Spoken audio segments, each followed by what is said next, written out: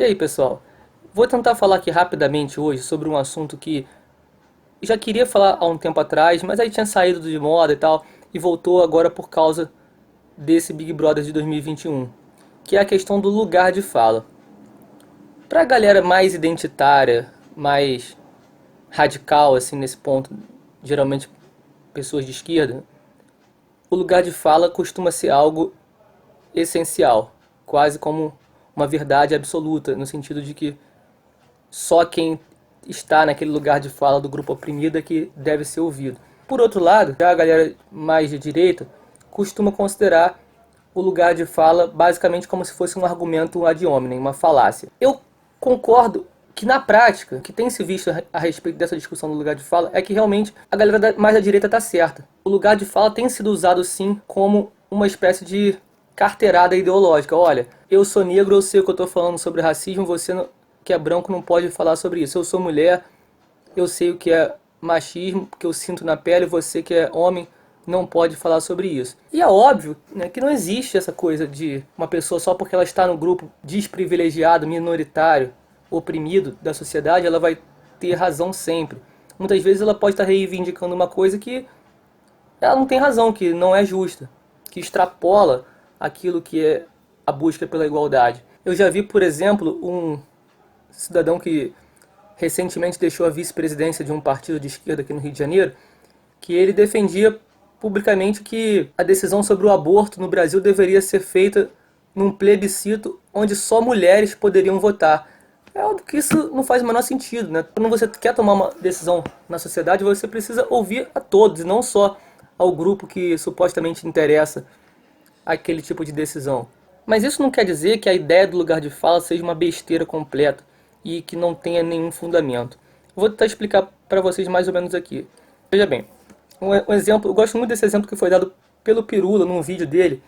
Você imagina, por exemplo, que alguém quer falar sobre guerra da Síria. Acho que todo mundo vai concordar com essa definição, assim, que se você pode trazer alguém que morou na Síria, que vivenciou aquela situação de guerra, né, e está aqui refugiado no Brasil, você pode trazer essa pessoa para o debate, a participação dessa pessoa no debate vai ser de suma importância, né, porque vai poder dar um relato de alguém que estava ali no momento da guerra, que viveu os horrores da guerra, e vai poder falar mais para nós aqui no Brasil que tentamos entender o tema. Por outro lado, isso não significa que às vezes a opinião de um pesquisador inglês que nunca pisou na Síria, mas que está estudando de diversas fontes o conflito, essa opinião também deve ser deixada de lado só porque esse cara nunca pisou na Síria e não teria assim um lugar de fala. Não, ele tem um lugar de fala, o lugar de fala do acadêmico, da pessoa que estudou. Então, nesse caso aí, ambos se completam. Um tem a experiência acadêmica mais universal, digamos assim, e o outro tem a experiência da vivência prática da coisa. De repente, a pessoa que viveu os horrores da guerra da Síria, por mais que ela possa acrescentar ao debate, ela às vezes tem uma visão muito localizada de um pedacinho só da Síria ali e não de toda a guerra. E já o pesquisador, o acadêmico inglês que nunca pisou na Síria, ele pode ter uma visão maior do todo. Então, do debate entre essas duas pessoas é que pode surgir uma saída, né? uma solução, um entendimento melhor, pelo menos, das pessoas que estão totalmente por fora sobre isso. Por isso que é importante o debate de ideias sobre pessoas que estão em, digamos assim, lugares de fala diferentes e têm pontos de vista diferentes. E nesse caso, eu posso dizer que sim, eu considero que numa discussão sobre machismo é muito importante, se não vital, né, que a gente tenha uma mulher, pelo menos, né, ou pelo menos metade dos participantes, dos debatedores, aproximadamente ali com mulheres, né, para que elas possam também. Você fazer um debate sobre machismo só com homem, eu acho que não é tão enriquecedor assim. Você fazer um debate sobre racismo só com pessoas brancas, não, eu acho que idealmente deveria ter uma boa quantidade de pessoas negras ali debatendo também o assunto.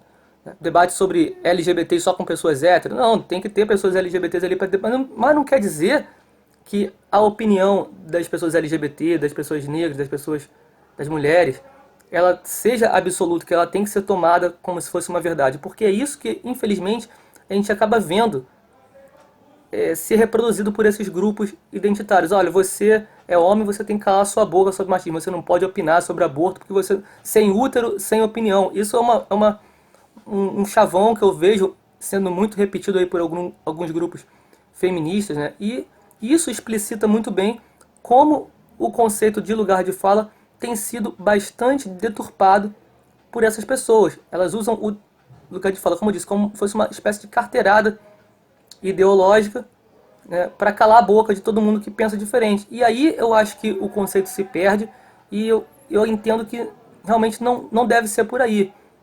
Esse conceito precisa ser melhor trabalhado na cabeça desses militantes para que eles possam entender que todo mundo tem lugar de fala. Sobre isso tem um vídeo muito bom do Spartacus que eu vi recentemente e fala um pouco melhor, de uma forma um pouco mais acadêmica, né, o que eu estou dizendo aqui nesse vídeo. Então eu vou deixar linkado aqui para vocês assistirem depois. Acho que vale muito a pena. E ele deixa muito claro lá que todo mundo tem lugar de fala. Ainda que o lugar de fala dos negros, das mulheres, dos grupos oprimidos em geral, historicamente tenha sido silenciado. E é por isso que é preciso resgatar, trazer essas pessoas para o debate, para que o ponto de vista delas possa também ser equiparado. Isso não significa que a gente tem que começar a colocar esse ponto de vista dessas pessoas como se fosse superior ou como se fosse absoluto nas questões relativas a elas. Não, não é por aí. E eu acho que precisa realmente esse conceito ser melhor compreendido pelos militantes, porque estão fazendo realmente um desserviço ao debate, no momento que eles querem enfiar a goela abaixo só a visão do grupo oprimido, e óbvio que isso nunca vai ser aceito. A sociedade, ela se movimenta pelo diálogo de ideias, né? Talvez às vezes por um choque de ideias, né? Uma coisa mais... Mas de qualquer forma você tem que dialogar de alguma forma com o grupo majoritário e, entre aspas, opressor. Senão nunca você vai chegar num consenso social suficiente para mudar a realidade. Vão ficar os grupos minoritários sempre falando sozinhos e não conseguindo mudar nada. Então essa aí que é a minha opinião sobre o lugar de fala. É um conceito importante, mas precisa ser melhor trabalhado. Fico por aqui. Quem não está inscrito ainda, se inscreve aí, porque em breve estaremos sempre trazendo novos vídeos aí de opinião para movimentar sempre mais o canal. Um abraço e até a próxima.